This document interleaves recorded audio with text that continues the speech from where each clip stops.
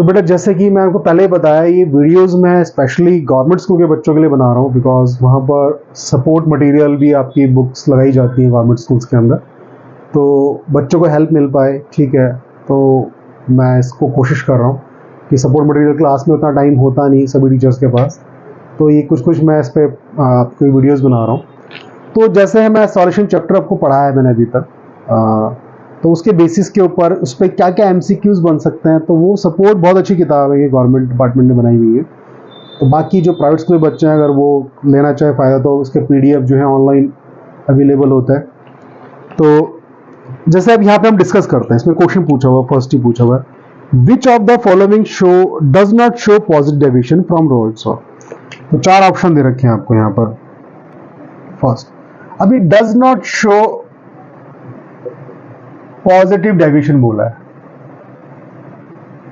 तो पॉजिटिव नहीं शो कर रहा मतलब अंडरस्टूड हो गया नेगेटिव शो करेगा।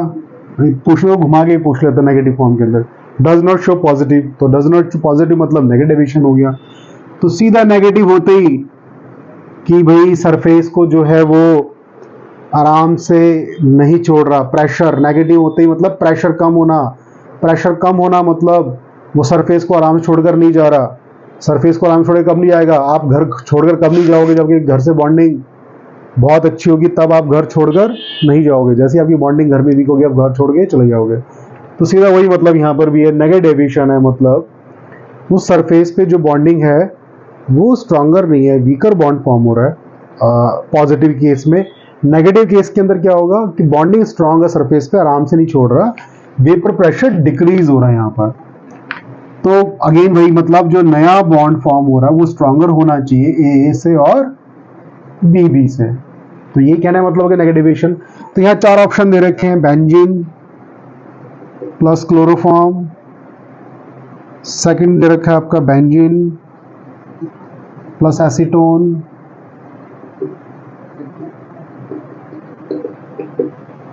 थर्ड दे रखा है बेंजीन प्लस इथेनॉल,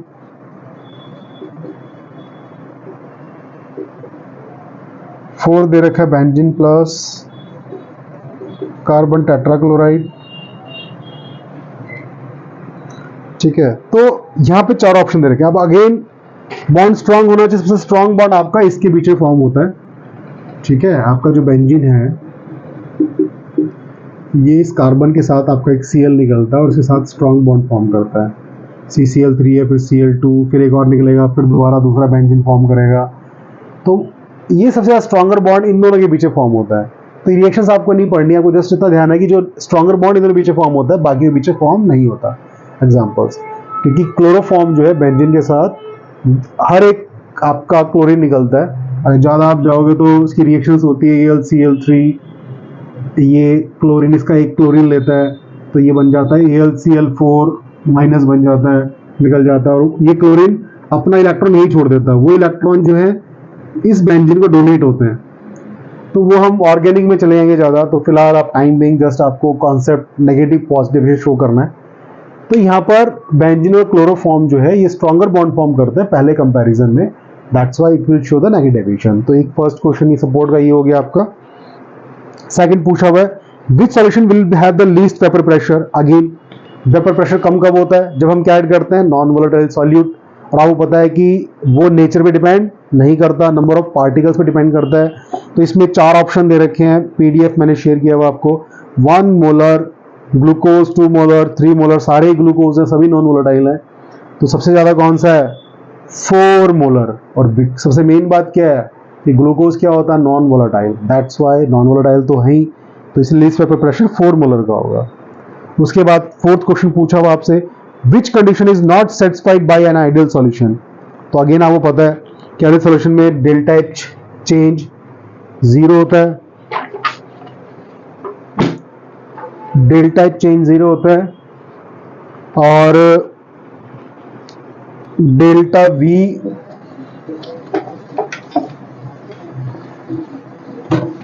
मैं क्वेश्चन बोर्ड पे नहीं लिख रहा बिकॉज आपके पास PDF शेयर है, जो भी गवर्नमेंट स्कूल बच्चे सबके पास PDFs हैं सपोर्ट मटेरियल्स की।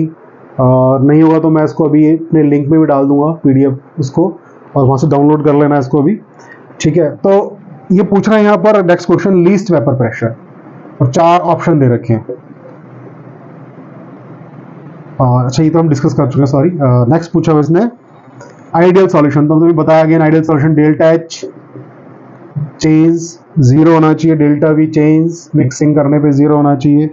तीसरा प्रेशर पे भी हम बात करें तो वो भी चेंज उसका 0 होना चाहिए, बट उसकी एंट्रोपी चेंज जरूर हो सकती है। दो चीज़ को हम मिलाते हैं तो उनकी entropy measure of randomness change हो सकती है, तो इसलिए that's why this is your D option, 4th option हो जाएगा आपका। फिर नेक्स्ट टॉपिक है इजियोट्रॉप मिक्सचर और कांस्टेंट बॉइलिंग मिक्सचर, बिकॉज वो एक ऐसा टेम्परेचर आता है जहां पर दोनों सॉलिड एंड सॉल्वेंट दोनों सेम टेम्परेचर पे बॉइल होता है। तो 5th आपका सिंपली हो गया। 6 पूछा है विच चीज टेम्परेचर इंडिपेंडेंट, हम ये पहले भी डिस्कस कर चुके हैं कि आपको पता है कि मोलालिटी, बिकॉज वहाँ पे सॉल्वेंट और सॉल्यूट दोनों मास में होते हैं। मास को चाहे मैंने बहुत सारे एग्जांपल दिए है, चाहे 1 किलो पनीर को एक जगह रखो या काट के 4 जगह रख दो, it will remain 1 kg paneer. तो इसलिए मास चेंज नहीं होता बट वॉल्यूम चेंज हो जाता है। दैट्स वाई इंडिपेंडेंट टर्म कौन सी होगी, जहाँ पर भी वॉल्यूम आ गया वो टेम्परेचर डिपेंडेंट हो जाएगी। यहाँ इंडिपेंडेंट पूछा है तो अभी W/W परसेंटेज हो गया आपका। अगर इसमें मोलालिटी ऑप्शन होता तो वो भी होता आपका। 7वां क्वेश्चन पूछा हुआ है solute when dissolve in water, तो आपको जब सॉल्यूट डिसॉल्व करो किसी वाटर में तो increase the vapour pressure of water. हालांकि इसने नहीं लिखा ये सॉलिड वोलेटाइल है या नॉन वोलेटाइल है, बट अंडरस्टूड है बिकॉज आप एनसीईआरटी में सारे जो नॉन वोलेटाइल पढ़ रहे हो तो वी हैव टू अज्यूम कि ये नॉन वोलेटाइल ही है। तो इंक्रीज द वेपर प्रेशर नहीं, आपको पता है जैसे भी हम नॉन वोलेटाइल सॉल्यूट को ऐड करते हैं वेपर प्रेशर डिक्रीज होता है, फर्स्ट ऑप्शन गलत। Decrease the boiling point of water नहीं, अभी आपको समझाया कि वेपर प्रेशर डिक्रीज होगा अगर उसको उस टाइम में बॉइल करना तो आपको हीट देना पड़ेगा। Decrease the freezing point of water, yes आपको समझाया है अभी पिछले जो वीडियोस के अंदर कि जैसे जैसे उसको डिक्रीज करो वेपर प्रेशर को तो वो डिक्रीज करो। सी ऑप्शन इसका सही रहेगा। फिर 8वां प्रेशर है पूछा हुआ है, तो प्रेशर का टॉपिक अभी मैं कराता हूँ एक बार आपको, पहले हम ये डिस्कस कर लेते हैं मोलालिटी वाले, प्रेशर वाला बात ही करते हैं। फिर एक पूछा हुआ है हेनरी कांस्टेंट पे, तो अगेन हेनरी कांस्टेंट में हमने जैसे दिमाग में हेनरी कांस्टेंट आया तो हेनरी कांस्टेंट बात करता है गैस की सॉल्युबिलिटी इन लिक्विड, ठीक है, तो वो दिमाग में रखना है। तो अगेन फर्स्ट ऑप्शन दे रखा है डिक्रीज विद टेम्परेचर। आपको पता है गैस को जब भी हम लिक्विड डिसॉल्व करते हैं क्या वो डिक्रीज होता है, खुद ही बताइए। सीधा कोल्ड ड्रिंक याद कर लिया करो, कोल्ड ड्रिंक हम ठंडी पीते हैं मतलब वही फिज CO2, तो first option wrong. It increase with temperature ये बोल रहा है, हेनरी कांस्टेंट की बात कर रहा है। अब यहां पर मैं फिर थोड़ा सा एक्सप्लेन करता हूं बिकॉज इस सॉल्युबिलिटी से ज्यादा हेनरी कांस्टेंट की बात कर रहा है। तो हेनरी कांस्टेंट पे आओ, तो P equals to KH and this is your mole fraction। तो मैं KH को लिख दूं P अपॉन में X। X आपका solubility of gases, gas in liquid, और यहां ये सॉल्युबिलिटी क्या है, मोल फ्रैक्शन। मतलब आपको मैथमेटिक्स समझाता हूं। अगर मेरा प्रेशर फिक्स है, इफ प्रेशर इज फिक्स, तो मेरी सारी चीज डिपेंड कर जाती है सॉल्युबिलिटी पे। अब वो क्या बोल रहे हैं इस क्वेश्चन में, इसे बोल रहे हैं कि which is true for the Henry constant. Pressure fix है तो हम टेम्परेचर की बात करें। अब तुम्हें पता है जैसे जैसे टेम्परेचर बढ़ाओगे, हेनरी लॉ तो गैस इन लिक्विड, टेम्परेचर बढ़ाओगे तो ये पता है जैसे टेम्परेचर बढ़ाते हैं गैस की सॉल्युबिलिटी लिक्विड में कम होती है। कोल्ड ड्रिंक कम होगी मतलब x मेरा कम होगा, पहले से x कम होगा तो KH मेरा ज्यादा हो जाएगा। पहले x लेट से आपका 0.9 था, अब ये P/0.8 है, डिनोमिनेटर कम होगा तो ओवरऑल वैल्यूज बढ़ेंगी। तो इसका मतलब अगर मैं KH को एक्सप्लेन करूं तो जैसे जैसे मेरा डिनोमिनेटर कम होगा KH मेरा बढ़ता जाएगा। तो सेकंड ऑप्शन इसलिए ठीक है, इट इंक्रीज विद टेम्परेचर।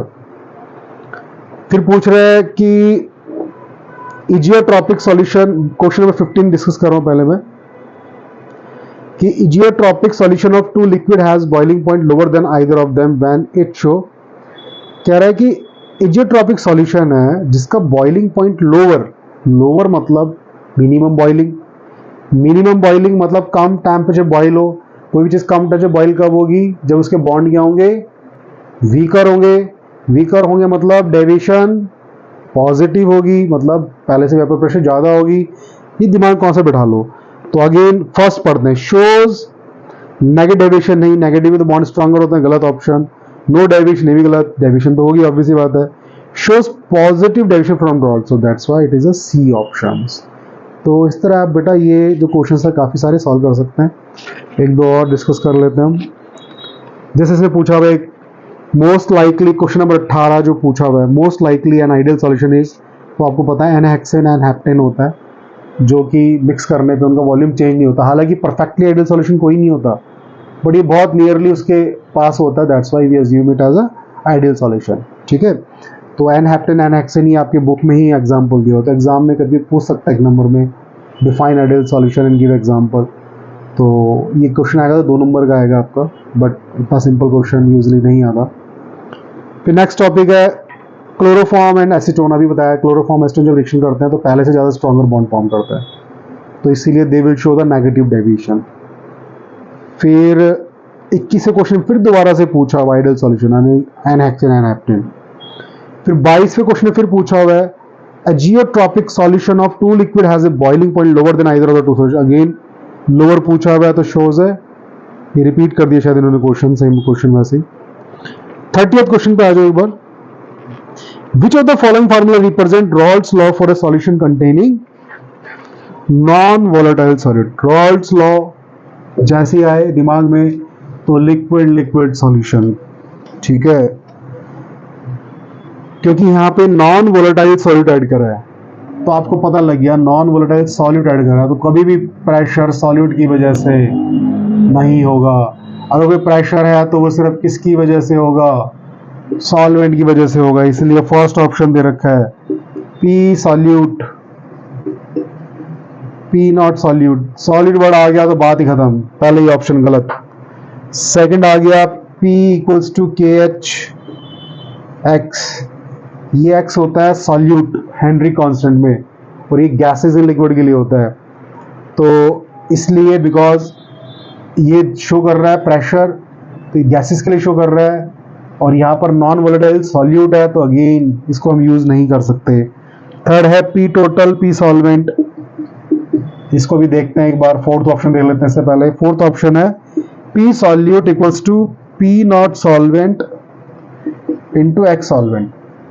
ये हालांकि ठीक हो सकता था भाई, ये सॉल्वेंट पे डिपेंड करता है, जिसको मैक्सिमम मान ली P नॉट, जो मैं P1 नॉट पढ़ा है, लेकिन यहाँ पर इन्होंने क्या लिख दिया? P सॉल्यूट लिख दिया, जबकि अगेन पता है आपको सॉल्यूट कोई प्रेशर एग्जर्ट नहीं करेगा। दैट्स व्हाई हमारा option C will be correct. जो भी टोटल प्रेशर होगा वो सिर्फ बिकॉज ऑफ ओनली सॉल्वेंट की वजह से होगा, वो सॉल्यूट का उसमें कोई पोर्शन नहीं होगा, सॉल्यूट का प्रेशर कम कर सकता है। ठीक है, तो इसलिए डी ऑप्शन निकला। फिर 24 में पूछा हुआ है एसीटोन को जब क्लोरोफॉर्म में मिक्स करते हैं, अगेन अभी बताया कि जब एसिटो क्लोरोफॉर्म मिक्स करते हैं तो पहले से ज़्यादा स्ट्रॉन्ग हाइड्रोजन बॉन्ड फॉर्म होते हैं। स्ट्रॉन्गर बॉन्ड फॉर्म होना मतलब वॉल्यूम, स्ट्रॉन्गर मतलब पास बैठना, मतलब वॉल्यूम पहले से डिक्रीज हो जाएगा, स्ट्रॉन्गर बॉन्ड होगा, that will be negative deviation. तो वॉल्यूम 20 और 30 50 से ज़्यादा नहीं हो सकता, 50 से कम ही होगा। तो ऐसे करके ये 24 तक 8-10 क्वेश्चन डिस्कस करें। ये बेटा आप एक बार डिस्कस कर लोगे सारे, ऐसे असर्शन पीछे वाले भी दे रखे हैं, तो आप करना मैक्सिमम, आपको लगे कि ये कुछ डाउट है तो पूछना। तो ये थोड़े क्वेश्चन डिस्कस करें मैंने आपको, उसके आपको आइडिया लगेगा चैप्टर का, अच्छा ये कॉन्सेप्ट समझाना चाहता है MCQ से। तो ये छोटी सी वीडियो बनाई है मैंने आपकी सपोर्ट मटेरियल पे, और क्वेश्चन डिस्कस करूँगा थोड़े दिन बाद।